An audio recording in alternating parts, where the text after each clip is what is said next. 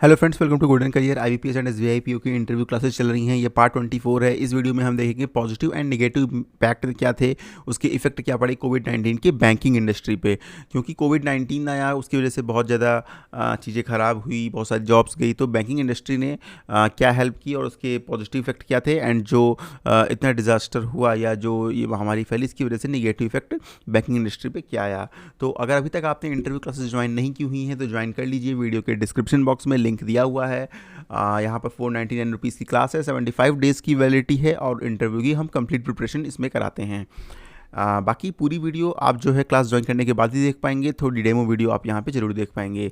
एक बार class purchase करने के बाद जब आप लॉगिन करेंगे तो कुछ ऐसे यहाँ पर आपको लॉगिन पोर्टल पे सारी फुल लेंथ वीडियोस दिखेंगी, एंड साथ में यहाँ पर बहुत सारी पीडीएफ और न्यूज़पेपर भी हमने ऑलरेडी प्रोवाइड किया हुआ है आपके इंटरव्यू के लिए। चलिए अब देखते हैं पॉजिटिव एंड नेगेटिव इम्पैक्ट जो है कोविड-19 की बैंकिंग इंडस्ट्री पर क्या थे। पहले हम बात कर लेते हैं, यहाँ पर बहुत ही छोटा वीडियो है इसलिए हम यहाँ पर पॉजिटिव इम्पैक्ट की पहले बात करते हैं। मतलब आपको बहुत टाइम नहीं लगेगा, बहुत आसानी से बहुत जल्दी समझ जाएंगे।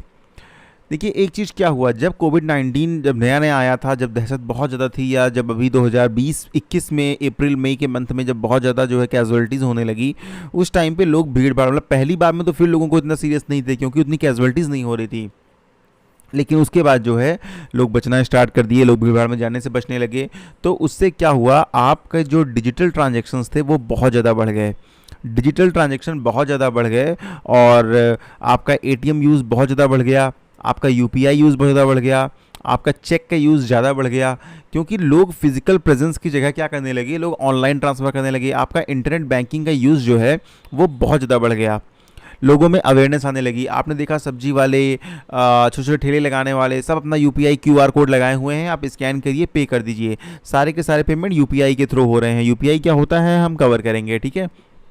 तो यहाँ पर ATM, UPI, cheque, internet banking, इन सब जितनी भी तरह के आपके डिजिटल, चेक हालांकि डिजिटल ट्रांजेक्शन का फॉर्म नहीं है, जितने भी तरह के आपके डिजिटल ट्रांजेक्शन के फॉर्म थे, और जो लोग डिजिटल ट्रांजैक्शन नहीं कर पा रहे थे वो क्या किया, भैया पैसे चाहिए, ये चेक ले लो हमसे, हम बैंक से कैश निकाल के नहीं दे पाएंगे आपको। डिजिटल ट्रांजैक्शन बहुत ज़्यादा बढ़ गए। अब डिजिटल ट्रांजैक्शन से फ़ायदा क्या हुआ, डिजिटल ट्रांजैक्शन से बैंक का फ़ायदा ये हुआ, देखिए जब कोई भी फिजिकल, सपोज चेक के थ्रू या डीडी के थ्रू या कैसे भी होता है ट्रांजैक्शन, कैश आया, कैश जमा हुआ, कोई भी फिजिकल ट्रांजैक्शन जब बैंक में होता है तो बैंक को 60 से 65 रुपए की कॉस्ट पड़ती है पर ट्रांजैक्शन की, ठीक है। एंड अगर ट्रांजैक्शन वही डिजिटली हो रहा है तो डिजिटल ट्रांजैक्शन की जो बैंक को कॉस्ट पड़ती है वो 2 से 3 रुपए के आसपास पड़ती है। तो बैंक के लिए ट्रांजैक्शंस बढ़ गए, बैंक की कॉस्ट कटिंग हो गई, कॉस्ट कम हो गई। क्यों? क्योंकि बैंक का कॉस्ट जो है हमारा बचने लगा। अभी आप बोलोगे फिजिकल ट्रांजैक्शन में तो बहुत चीज़ें हैं ना, स्टाफ की सैलरी है, जो स्टेशनरी यूज़ होती है वो चीज़ें हैं, बाकी जितनी भी चीज़ें हैं सारी ऐड होती हैं, लेकिन डिजिटल ट्रांजैक्शन में तो ये सब कुछ नहीं होता है। तो यहाँ पर बैंक को ये चीज़ बहुत ज़्यादा फ़ायदा हुआ। दूसरा फ़ायदा ये हुआ बैंक को कि डिजिटल प्लेटफॉर्म के यूज़ बढ़ने से इवन लोन डिसबर्समेंट भी ऑनलाइन होने लगा। बहुत सी प्राइवेट बैंक डिसबर्समेंट लोन का ऑनलाइन करने लगी, 2 दिन में जो है ऑनलाइन लोन प्रोसेस होने लगे। उसके बाद आपका पहले से जो होता था अकाउंट ओपन जो ऑनलाइन हो जाता था, इसकी तादाद काफ़ी ज़्यादा बढ़ गई। लोग बैंक में अकाउंट खोलने से जाने से बचने लगे क्योंकि भीड़ होगी, एंड यहाँ पर आपका बीमारी फैलने का खतरा ज़्यादा होगा भीड़ में जाने से। इस वजह से ऑनलाइन लोग अकाउंट ओपन करने लगे। आपका ओटीपी बेस्ड, और उसके बाद केवाईसी के लिए क्या हुआ, आपकी वीडियो बेस्ड केवाईसी होने लगी। मतलब आपकी एक तरफ बैंक एजेंट होगा, आपसे वीडियो कॉल करेगा, आपका चेहरा देखेगा, आपसे बोलेगा आपका आधार कार्ड दिखाओ कैमरे में, आपका पैन कार्ड दिखाओ कैमरे में, और इस तरह से जो है आपकी केवाईसी प्रोसेस होने लगी। तो इस तरह से भी क्या हुआ, बैंक की यहाँ पर भी कॉस्ट बचत हुई। क्यों? अभी बैंक में आते थे, स्टाफ ज़्यादा चाहिए होता था, 10 पेज का फॉर्म की प्रिंटिंग का खर्चा होता था, वो सब चीज़ें आपकी यहाँ पर बच गई। तो एक और ये पॉजिटिव इम्पैक्ट हुआ। दूसरा, हम एक और पॉजिटिव इम्पैक्ट की यहाँ पर बात करें तो पब्लिक की भीड़ कम होने की वजह से बैंक में जो वर्क है वो प्रोडक्टिव ज़्यादा होने लगा, ठीक है। जहां पर डेली 500 कस्टमर डेली आ रहे थे वो डेली कस्टमर लिमिटेड हो गए, 100 हो गए, तो कस्टमर सर्विस डेफिनेटली बेटर हो गई। भाई जहां हम एक कस्टमर को टाइम नहीं दे पाते थे, काम को टालने वाला भी आदत थी, लेकिन अब कस्टमर की जब भीड़ कम हो गई तो उनको हम सर्विस भी प्रॉपर देने लगे। तो इस तरह से जो वर्क है वो प्रोडक्टिव वर्क होने लगा। एंड कहीं ना कहीं जो पब्लिक सेक्टर बैंक की इमेज थी उस इमेज में भी सुधार हुआ। क्यों हुआ? एक तो सुधार ये हुआ कि लॉकडाउन के टाइम में भी बैंक्स एक भी दिन के लिए बंद नहीं की गई थी। कुछ कुछ एरियाज़ में ज़रूर बंद की गई थी, ऑल्टरनेट बैंकिंग कर दिया गया था वहाँ के लोकल डिस्ट्रिक्ट मजिस्ट्रेट के द्वारा, लेकिन फिर भी ओवरऑल बैंक्स बंद नहीं की गई थी।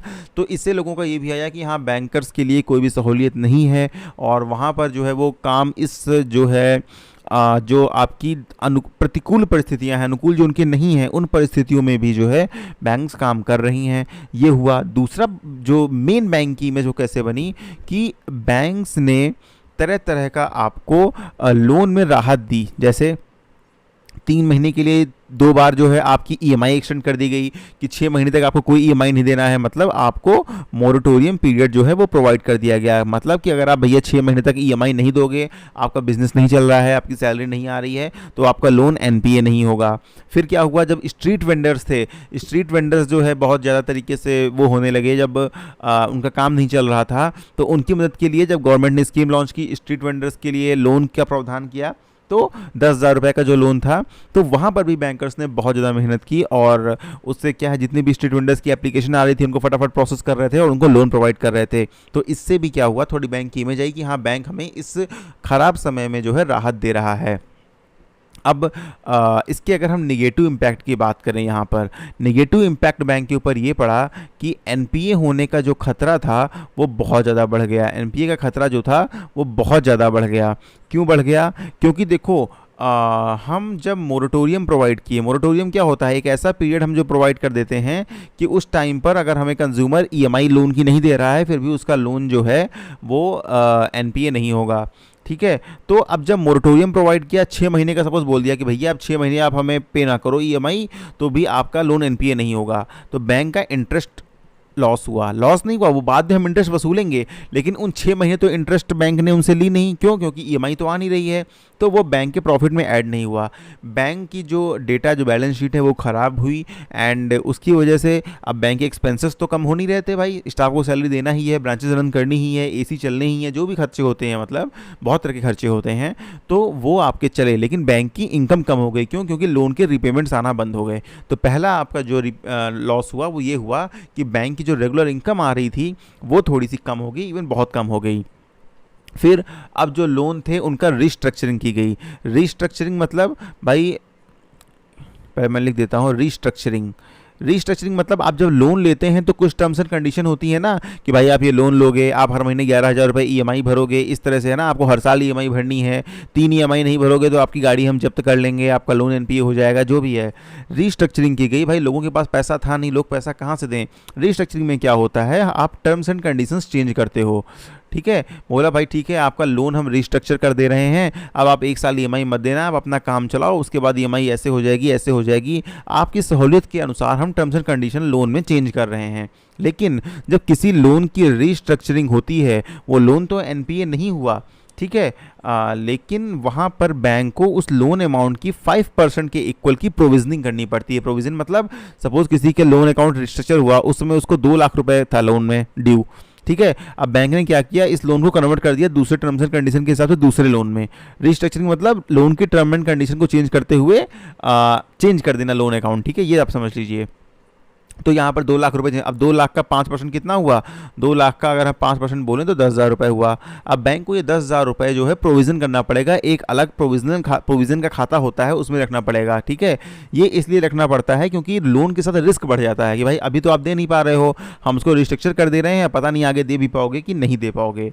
ठीक है, तो इस वजह से अब बैंक जो है, जब लॉकडाउन हो गया तो कोर्ट केसेस चलना बंद हो गया, सरफेसी में बैंक एक्शन नहीं ले पा रही थी, डीआरटीज जो डेट रेवेन्यू ट्रिब्यूनल है वहाँ पर केसेस की सुनवाई नहीं हो रही थी, तो उस वजह से जो बैंक का जो बकाया था, जो खराब अकाउंट्स थे जहाँ से कुछ रिकवरी हो सकती थी, वो भी बैंक जो है नहीं कर पाई। तो ये एक जो है निगेटिव इम्पैक्ट हुआ। इस तरह से आप बताएंगे तो इंटरव्यू में डेफिनेटली बहुत बढ़िया नंबर आपके आ जाएंगे। एंड यही पॉजिटिव एंड नेगेटिव इम्पैक्ट है कोविड के। होपफुली आपको वीडियो ये अच्छा लगा होगा। अच्छा लगा है तो प्लीज़ लाइक ज़रूर करिएगा।